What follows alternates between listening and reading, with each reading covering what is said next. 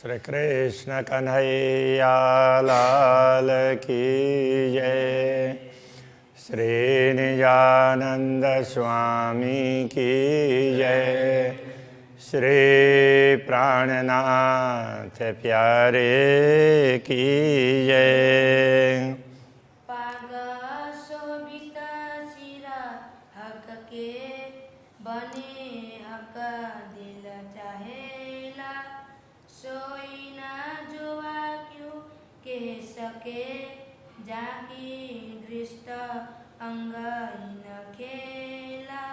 जाकी दृष्ट अंग इन खेला।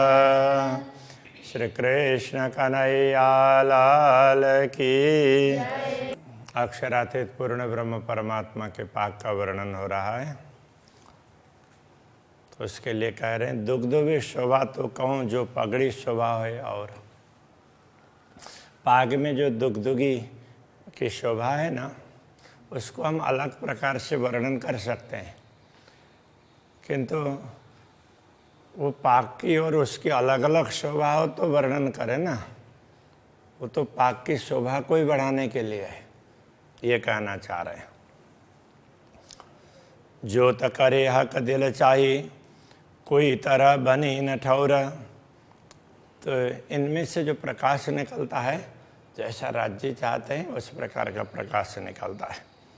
इसलिए ये दुग्धुगी की शोभा कोई विशेष प्रकार की शोभा है, तो पाक की शोभा को बढ़ाने के लिए है। वो कहने का तरीका अलग है।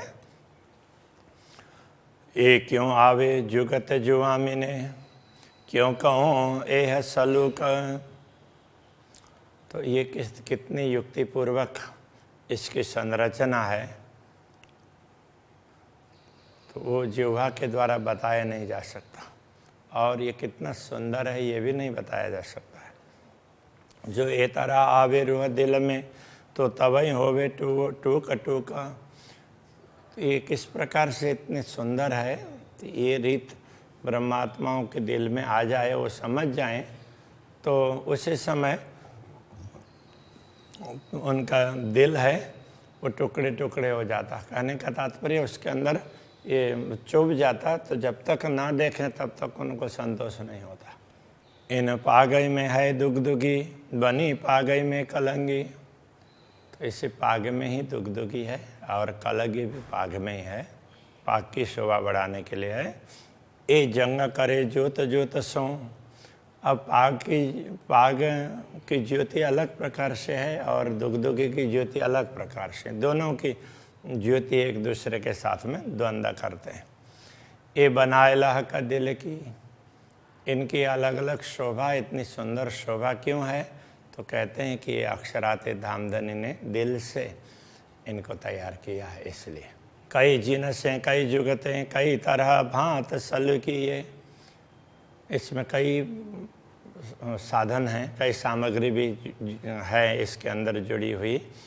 तो जैसे अलग अलग बेल बुट्टे वगैरह, तो अलग अलग रत्न वगैरह, ये सब जिन्स कहने से सब वस्तुएं,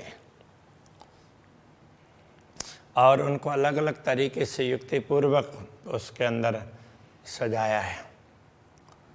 कई तरह भांत सल्लू की ये, इसलिए ये एक प्रकार से सुंदर नहीं है, कई प्रकार से सुंदर है।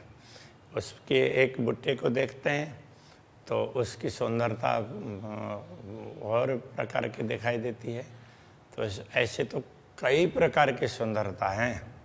कई रंग नंग तेज रोशनी, अनेक प्रकार के रंग के रत्न हैं, उनसे निकलने वाले चमक, उनसे प्रकाश, और वो इतना देदीप्यमान वो चमकता है।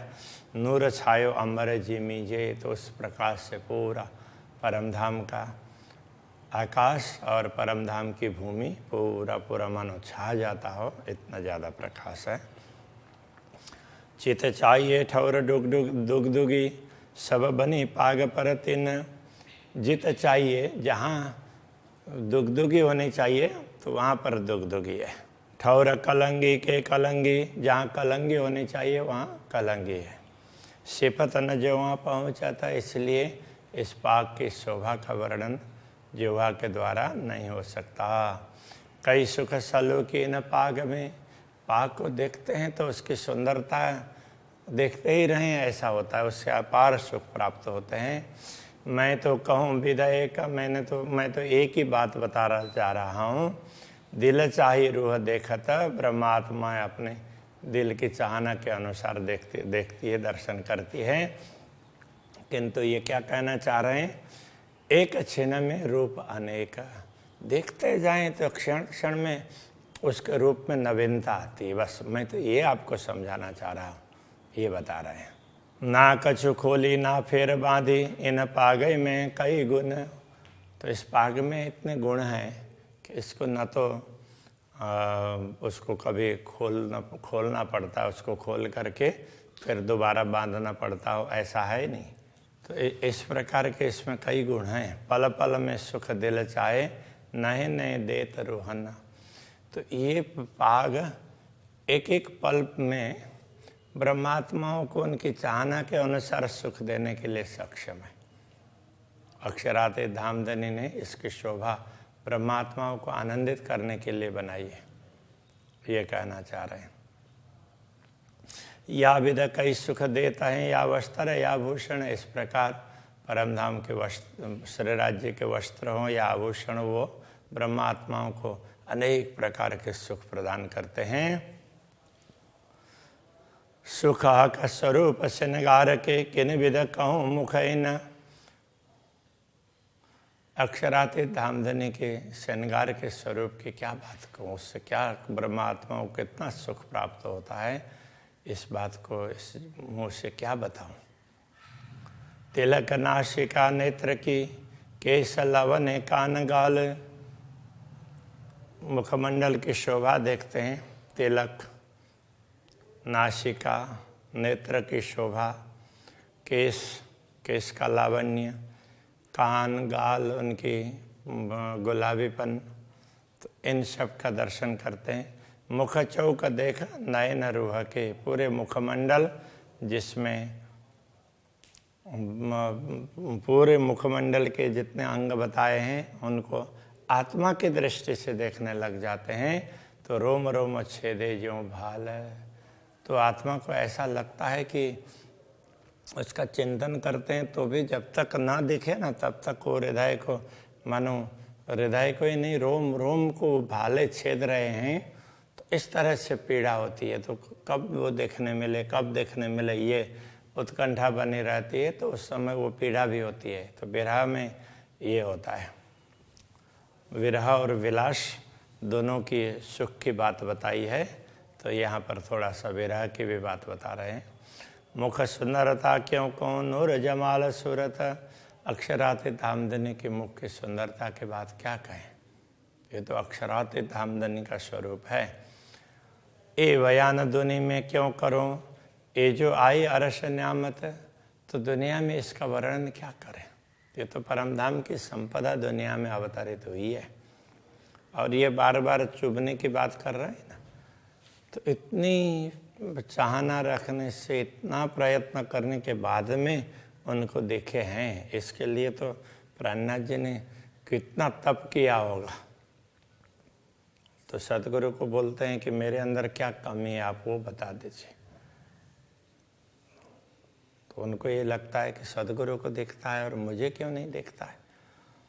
तो उन्होंने खाना पीना सब छोड़ा और मन कहाँ जाता है ये देखा। कितना, ये एक दिन दो दिन की बात नहीं है, ये तो महीनों महीनों की बात है। इतने वो तड़पते रहे तब जा कर के दर्शन हुए हैं, इसलिए समझा रहे हैं।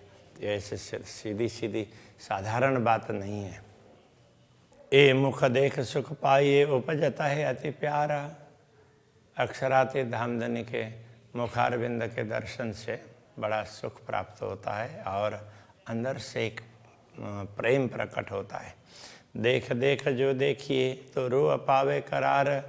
तो मुखमंडल के दर्शन करते हुए ब्रह्मात्माएं देखती रहती है। जितनी देखती रहती है उतना उनको शांति मिलती है, उसको तृप्ति मिलती है। अब यहाँ करार कहने से एक प्रकार से शांति भी होती है, तो इसको तृप्ति कह सकते हैं। जो देखूं मुख सलूकी तो चुभ रहे रूह माहे। जब मुखमंडल की सुंदरता को देखते हैं तो ये तो हृदय के अंदर ये अंकित हो जाते हैं। तो वो स्वरूप, तो वो सुंदरता हृदय में अंकित हो जाती है आत्मा के। हाँ, ए सुख मुख अरस का कह ना सके जो आए, तो परमधाम का ये सुख है, इसको इस मूस की जिह्वा के द्वारा बताया नहीं जा सकता।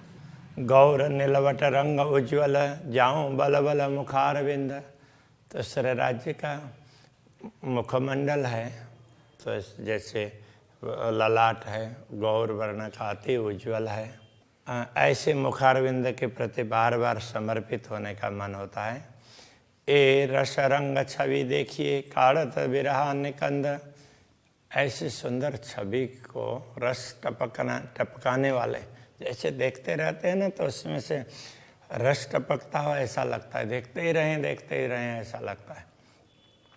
ऐसे सुंदर छवि को जब देखने लग जाते हैं, तो अब जब दिखने लग जाए तो उससे विरह तो कहाँ भाग जाता है पता ही नहीं चलता है। जब तक ना देखे तब तक विरह होता है, दिखने लग जाता है तो फिर विरह कहाँ उड़ जाता है पता नहीं चलता। जो मुख शोभा देखिए तो उपजत रूह आराम, इस प्रकार मुखारविंद की शोभा जैसे ही देखते हैं तो आत्मा को बड़ा आराम मिलता है, बड़ी शांति प्राप्त होती है। अभी तक जो व्यथा थी, पीड़ा थी, वो कहाँ भाग जाएगी पता नहीं चलेगा। तो उस समय अपार सुख और एक प्रकार की अलग प्रकार की तृप्ति प्राप्त होती है। आठों पहर आशिका यही मागत है ताम, तो अनुरागिनी आत्माएं होती है तो वो आठों प्रहर यही आहार चाहती है, बस देखते ही रहें, उनको इसी में आनंद आता है। जो गौर रंग देखिए जुआ कहा कहे कमान, तो जब गौर रंग का वर्णन करें तो उसको देखते हैं तो जुआ कहा कहे कमान, तो ये गौर वर्ण अक्षरातीत धामधनी का है। तो उसके लिए मान का तात्पर्य, तो उसका प्रतिमान, उसका दूसरा उदाहरण तो वो कैसे बताएं? दूसरा उदाहरण बता ही नहीं सकते। और कछु न देवे देखाए आगो अर्श शोभान, तो पूर्ण ब्रह्म परमात्मा के दर्शन करते हैं तो उनके समक्ष दूसरा कुछ दिखता ही नहीं है, बस वही दिखते। इसलिए ऐसे हैं करके बोला भी नहीं जा सकता, क्योंकि ऐसी कोई दूसरी वस्तु हो दिखाई दे तब ना। तो इसलिए जो दिख रहा है तो वही सर्वस्व है, ऐसा समझना चाहिए। हंसत शोभित मुखारवटी अति सुंदर सुखदाय, जब अक्षराते धामधनी मंद मंद मुस्कान करते हैं तो उस समय हरवटी ये चिबुक है, उसकी शोभा भी अलग प्रकार की होती है। अति सुंदर सुखदाय, तो वो भी अत्यंत सुंदर और सुखदायी, देखते ही रहें ऐसी होती है। हाय हाय रूह नजर यासों बांध के क्यों टूक टूक होए न जाए, जब आत्मा की दृष्टि इस चिबुक में पड़ती है तो लगता है कि बस इसी को ही देखते रहें, इसी में समर्पित हो जाएं, ऐसा लगता है। अति गौर सुंदर हरवटी, ये चिबुक है अत्यंत गौर वर्ण का है, बड़ा सुंदर है। और अत्यंत शोभा शलूक, इसकी शोभा कैसी है? अच्छी है, बड़ी सुंदर है। बड़ा अचरज ये देखिया जीवरा सुनत न होत टूक टूक, ये आश्चर्य की बात है कि ऐसा आश्चर्य देखने को मिल रहा है कि इतने सुंदर स्वरूप को देख करके भी ये जीव है शरीर में पड़ा रहा है, इसको तो टुकड़े टुकड़े हो करके उसको शरीर को छोड़ करके, शरीर को त्याग करके तो निकल जाना चाहिए। हरवटी अधूर बीच लाक, अब ये चिबुक हरवटी और उसके अधर के बीच में ये गहराई यहाँ होती है ना, यहाँ गहराई, वो भी बड़ी सुंदर लगती है। मुख अधर दो लाल, पूरा मुखारबिंद अधरोष्ट दोनों देखते हैं तो बड़े लाल लाल लगते हैं। ये लालक मुख देखे पीछे, इस मुंह की ऐसी लालिमा देखने के पश्चात हाय हाय लगत न भैड़े हायड़े भाल। तो बड़े खेद की बात है कि दिल में कोई भाला नहीं चुभ रहा है कि इसको मैं प्रत्यक्ष देखूं, ऐसा नहीं हो रहा है, ये बड़े खेद की बात है, ऐसा बोल रहे हैं। शोभे हंसत हरवटी, बड़ी अचरज सल्लू की मुख। जब श्रीराज जी हंसते हैं ना, मुस्कुराते हैं, तो उस समय उनकी हरवटी, तो ये चिबुक है उसकी शोभा, तो वो भी हंस रहा है ऐसा लगता है। बड़ी अचरज सल्लू की मुख, उनका मुखारविंद बड़ा ही आश्चर्य पैदा करने वाला, इतना सुंदर दिखाई देता है कि लगता है कि ऐसा भी हो सकता है क्या, ऐसा लगता है। रुआ देखे अंतर आँख खोल के, आत्मा अंतर की आँख खोल करके देखती है तो उपजे अरस सुख, तो उसको परमधाम के सुख का अनुभव होता है। अरे मैं परमधाम में हूँ, ऐसा लगेगा। क्यों कहूँ गौर गालन की शोभिता ते सुंदर, तो पूरे मुखमंडल में तो गाल भी हैं कपोल, तो उनके गौर वर्ण का क्या वर्णन करें। तो उनका क्यों कहूँ गालों का रंग, उनके रंग की क्या बात करें। अनेक गुण गालन में, ज्यों ज्योत किरण करता, ज्यों ज्योत किरण रंग तरंगा। गाल में ऐसे अनेक गुण हैं, अनेक प्रकार उसके ना आभा अलग अलग प्रकार की है। कहीं ज़्यादा गाल लाल लाल हैं तो कुछ में थोड़ा सा कम होगा ऐसे। तो उसकी जो कांति है, उसमें से जो ज्योति निकलती है, तो उसके वो रंग को देख करके ऐसा लगता है। तो इस प्रकार से उसकी बड़ी शोभा है। बारीक सुख स्वरूप के कोई जाने रूह मोमिन, अक्षराते धामधनी के स्वरूप के सुख हैं, बहुत बारीक हैं। कोई ब्रह्मात्मा उसको समझ सकती है, पहचान सकती है। इश्क इल्म जोश याई को, जाके होशियार रस में ताना। तो प्रेम ज्ञान जोश ये सब तो इनको ही प्राप्त हुआ है ना, क्योंकि जाके होशियार रस में ताना, जिनका असली स्वरूप तो परमधाम में है, तो उनको ही ये सब लाभ प्राप्त होता है, बाकी सबको प्राप्त नहीं होता। ए मुख अचरज अद्भुत गुण केते कहूँ गालन, ये मुखारविंद के गुण हैं, बड़े आश्चर्यजनक हैं इसकी शोभा। और गाल के भी गुण कितने बताएं। ए रूहें जाने सुख बारीक, तो ब्रह्मात्मा इस सूक्ष्म बारीक सुख को समझ सकती है। हर गुण अनेक रोशन, एक एक गुण में अलग अलग प्रकार का प्रकाश है, तो ब्रह्मात्मा इसको समझ सकती है। रूह के नयना खोल के देखूं दो गाल, अंतरात्मा की दृष्टि को खोल करके दोनों गालों के दर्शन करते हैं। आशिक को मासूक का कोई भेद गया रंग लाल, तो ऐसे करते हैं तो लगता है कि अनुरागिनी आत्मा को अक्षरातीत धामधनी के गाल का जो लाल रंग है ना, उसके हृदय को विदीर्ण कर दिया है उसने, तो बस वही दिखता है, ये कहने का तात्पर्य है। गाल रंग अति उज्ज्वल है, गाल का रंग अत्यंत उज्ज्वल है। गहरा अति कसुबा है, गहरा और लाल है। अति कसुम्बा बोलते हैं, कुसुम्ब पुष्प है, तो उसका वो लाल भी है और थोड़ा थोड़ा गुलाबीपन भी है, तो उस प्रकार के लालिमा है। महबूब मुख देखे पीछे अक्षराते धामधनी के मुखारविंद के दर्शन होने के पश्चात रूह छिन्न सहे अंतराए, तो ये आत्मा उनके बियों को एक क्षण के लिए भी सहन नहीं कर सकती। ए अंग अरस स्वरूप के क्यों होए वर्णन जिमीन, ये परमधाम के स्वरूप के अंग है, उनका वर्णन इस भूमि में कैसे हो सकता है, इस नश्वर जगत में। ये अचरज अद्भुत हके किया वास्ते अरवा अर्श के तन, ये बड़े अद्भुत आश्चर्य का कार्य है, असंभव कार्य अक्षरातीत धामधनी ने संभव बनाया है। वो किस लिए? वास्ते अरवा अर्श के तन, परमधाम की आत्माओं के लिए है, जिनका जिन आत्माओं का मूल शरीर परमधाम में है, परात्मा, उनके लिए ये बता दिया है।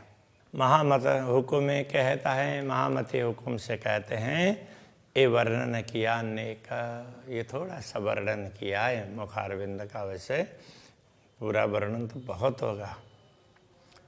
और अभी कहूँ हक हुकुम में अक्षराते धाम धने के हुकुम से और भी अंगों का वर्णन करेंगे। अब होशी सब विवेक, अब सबको ये विवेक प्राप्त होगा, तो सब लोग इसको देख पाएंगे और आनंद का अनुभव करेंगे, सब पहचान पाएंगे। कहने का ये तात्पर्य है कि आज के प्रसंग को यहीं रखते हैं। श्री कृष्ण कन्हैया लाल की जय।